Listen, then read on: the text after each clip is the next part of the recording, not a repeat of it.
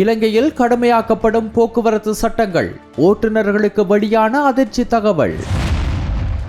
ஜிந்துப்பட்டி படுகொலையின் திடுக்கிடும் பின்னணி, விசாரணையில் அடுத்தடுத்து வெளிவரும் உண்மைகள்.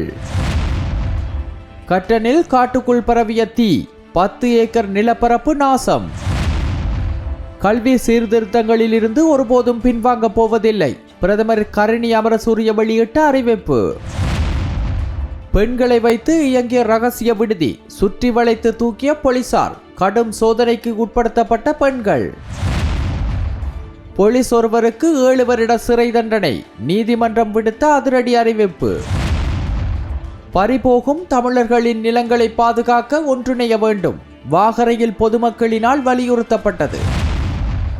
வெளிநாட்டில் இருந்து வந்த 23 வயது இளைஞன் கட்டுநாயக்க விமான நிலையத்தில் கைது, பயண பொதிகளுக்குள் சிக்கிய ஆபத்தான பொருள்.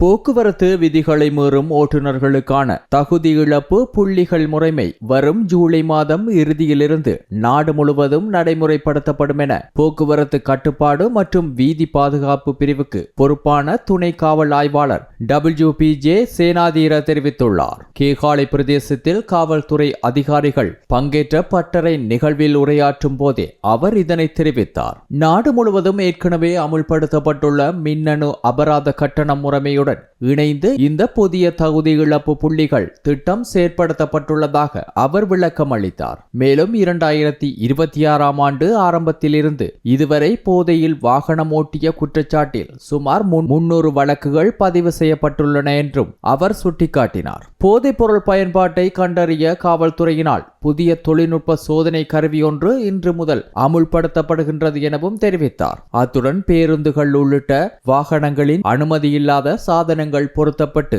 ஓட்டப்படுகின்ற நிலையில் அவற்றை அகற்றாமல் வாகனம் செலுத்தும் ஓட்டுநர்களுக்கு எதிராக சட்ட நடவடிக்கை எடுக்க அதிகாரிகள் அறிவுறுத்தப்பட்டுள்ளனர் என்றும் அவர் கூறினார்.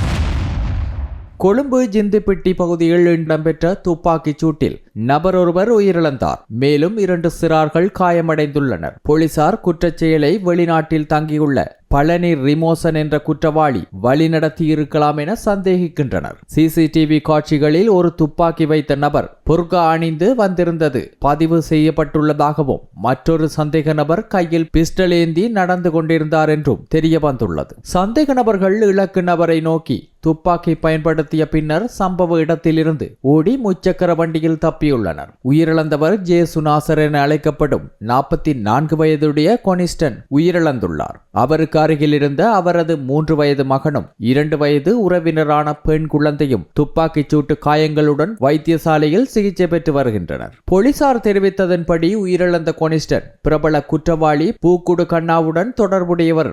மேலும் அவரது மனைவி பழனி ரிமோசனுடன் ஏற்பட்ட மோதலின் போது கொனிஸ்டனை அச்சுறுத்தியதாகவும் விசாரணைகளில் வெளிப்பட்டுள்ளது. இந்த தகராறு துப்பாக்கிச் சூட்டுக்கான காரணமாக இருக்கக்கூடும் என சந்தேகிக்கப்படுகிறது. அதிகாரிகள் கூறிய போது உயிரிழந்த கொனிஸ்டன் வட்டிக்கு பணம் வழங்கும் பணியில் ஈடுபட்டதாகவும் போதைப் பொருள் கடத்தல் சம்பந்தப்பட்ட பணத்தை சேகரிக்கும் பணியிலும் ஈடுபட்டிருந்ததாகவும் தகவல்கள் உள்ளன. இருப்பினும் அவர் இதுவரை எந்த ஒரு குற்றச்சாட்டுகளுக்காகவும் கைது செய்யப்பட்டவர் இல்லை. இந்த சம்பவம் தொடர்பான மேலதிக விசாரணைகள் மேல் மாகாணத்துக்கு பொறுப்பான சிரேஷ்ட பிரதி போலீஸ் மா அதிபர் சஜீவ மெதவத் அவர்களின் மேற்பார்வையில் கொழும்புக்கு பொறுப்பான பிரதி போலீஸ் மா அதிபர் நிசாந்த சொய்யாவின் ஆலோசனையின் கீழ் நடைபெற்று வருகிறது.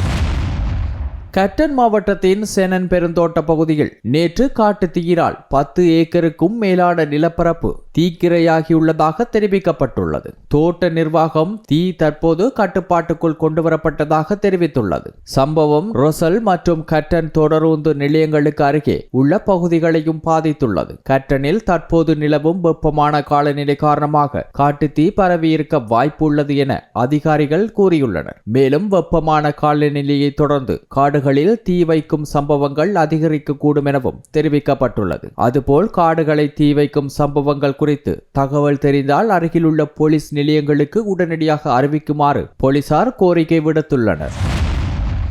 கல்வி சீர்திருத்த நடவடிக்கைகளை முன்னெடுப்பதில் அரசு எவ்வித பின்னடைவும் ஏற்படுத்தாது என பிரதமர் கலாநிதி கரணி அமரசூரிய உறுதியாக தெரிவித்தார். புத்தளம் கல்வி வலயத்தில் அதிகாரிகள் மற்றும் பாடசாலை அதிபர்களுடன் நேற்று நடைபெற்ற சந்திப்பில் கலந்து கொண்டு உரையாற்றும் போதே அவர் இதனை கூறினார். ஏற்கனவே தொடங்கப்பட்ட கல்வி மேம்பாட்டு திட்டங்கள் திட்டமிட்ட கால அட்டவணைக்கேற்ப தொடர்ந்தும் நடைமுறைப்படுத்தப்படும் என்றும் அவர் சுட்டிக்காட்டினார். மேலும் அவர் கூறியதாவது, கல்வி மாற்றம் என்பது குறுகிய கால திட்டமல்ல, இது நீண்டகால இலக்குகளை நோக்கி வடிவமைக்கப்பட்ட ஒரு தேசிய செயல்முறை. இதற்காக பள்ளிகளின் உட்கட்டமைப்பு மேம்பாடு, புதிய ஆசிரியர் மற்றும் அதிபர் நியமனங்கள், நவீன டிஜிட்டல் தொழில்நுட்ப வசதிகள் வழங்கல் ஆகியவை தொடர்ந்து முன்னெடுக்கப்படுகின்றன. அத்துடன் சில குழுக்கள் தங்களது தனிப்பட்ட நோக்கங்களுக்காக முன்வைக்கும் எதிர்ப்புகளால் அரசு தனது கல்வி மாற்ற பாதையில் தளர்வடையாது என்றும் அவர் தெரிவித்தார். இது மாணவர்களின் எதிர்காலத்தை தீர்மானிக்கும் தேசிய முக்கியத்துவம் கொண்ட செயற்பாடு என்பதால் அரசுக்கு கல்வி அதிகாரிகளுக்கும் இடையிலான பரஸ்பர நம்பிக்கை மிகவும் அவசியம். மேலும் கல்வித்துறைக்காக விசேட நிதி ஒதுக்கீடுகள் மேற்கொள்ளப்பட்டுள்ளதாக கூறிய பிரதமர், முதல் கட்டமாக வரும் 2 மாதங்களுக்குள் தேர்ந்தெடுக்கப்பட்ட 2ஆம் நிலை பாடசாலைகளுக்கு ஊடாடும் தொடுதிரைகள், இணைய இணைப்பு வசதிகள் வழங்க திட்டமிடப்பட்டுள்ளதாகவும் தெரிவித்தார். அனுமதி பெறாமல் ஸ்பா என்ற பெயரில் இயங்கி வந்ததாக கூறப்படும் சட்டவிரோத நிலையம் ஒன்றின் முகாமையாளருக்கு நீதிமன்றம் 50,000 அபராதம் விதித்துள்ளது. பேலியகொட காவல்துறையினர் மேற்கொண்ட திடீர் சுற்றிவளைப்பின் போது கைது செய்யப்பட்ட குறித்த நபர் கொழும்பு மேலதிக நீதவான் HDDJ பிரேமரத்ன முன்னிலையில் ஆஜர்படுத்திய பின்னரே இந்த தீர்ப்பு வழங்கப்பட்டது. சோதனை நடவடிக்கையின் போது அங்கு விபச்சாரத்தில் ஈடுபட்டதாக கைது செய்யப்பட்ட 4 பெண்களுக்கு அபராதம் விதிக்கப்பட்டதுடன் அவர்களை விடுவிக்கவும் நீதிமன்றம் உத்தரவிட்டுள்ளது. பேலியகொட டயர் சந்தி சுற்றுவட்டார பகுதியில் நீண்ட காலமாக சட்டவிரோத செயற்பாடு இடம்பெற்று வருவதாக கிடைத்த தகவலின் அடிப்படையில் காவல்துறையினர் இந்த சோதனையை மேற்கொண்டனர். மேலும் கைது செய்யப்பட்ட பெண்களுக்கு பாலியல் நோய்கள் தொடர்பான பரிசோதனை செய்து மருத்துவ அறிக்கையை பெற்றுக்கொள்ள வேண்டும் என்றும் நீதவான் காவல்துறையினருக்கு அறிவுறுத்தியுள்ளார்.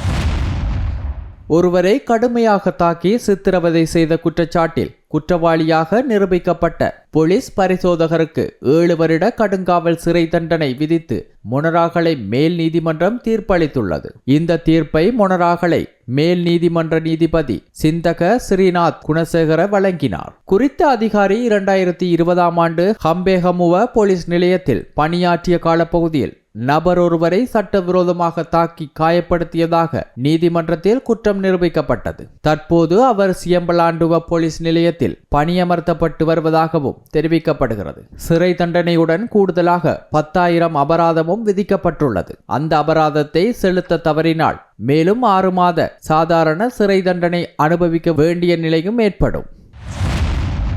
தமிழ் மக்களின் நிலங்களையும் இயற்கை வளங்களையும் பாதுகாப்பதற்காக அனைவரும் ஒன்றிணைந்து செயற்பட வேண்டியது காலத்தின் அவசியம் என வாகரை பிரதேச பொதுமக்கள் வலியுறுத்தியுள்ளனர். மட்டக்களப்பு மாவட்டத்தின் வாகரை பிரதேச செயலாளர் பிரிவில் உள்ள புச்சாங்கேணி 4ஆம் கட்டை பகுதியில் நேற்று நடைபெற்ற உயிர்மை நேய விவசாய பொங்கல் விழா நிகழ்வின் போது இக்கருத்து வெளியிடப்பட்டது. வாகரை பகுதியில் கடந்த காலங்களில் வன இலாகா சார்ந்த பிரச்சினைகள், தொல்பொருள் திணைக்களகம் தொடர்பான சிக்கல்கள், நில உரிமைகள் தொடர்பான தடைகள் போன்ற பல பிரச்சினைகள் ஏற்பட்டிருந்தன என்றும் அந்த காலகட்டங்களில் மக்கள் ஒன்றிணைந்து முன்னெடுத்த நடவடிக்கைகளால் பல தடைகள் தீர்க்கப்பட்டன என்றும் நிகழ்வில் கலந்து கொண்டோர் நினைவு கூர்ந்தனர். இதேபோன்று எதிர்காலத்திலும் பல சவால்கள் உருவாகக்கூடும் என்பதால் அவற்றை எதிர்கொள்ள ஒற்றுமையான சமூக செயற்பாடு மிகவும் அவசியம் என கிழக்கு மாகாணத்தின் பல்வேறு விவசாய அமைப்புகளின் பிரதிநிதிகளும் வலியுறுத்தினர்.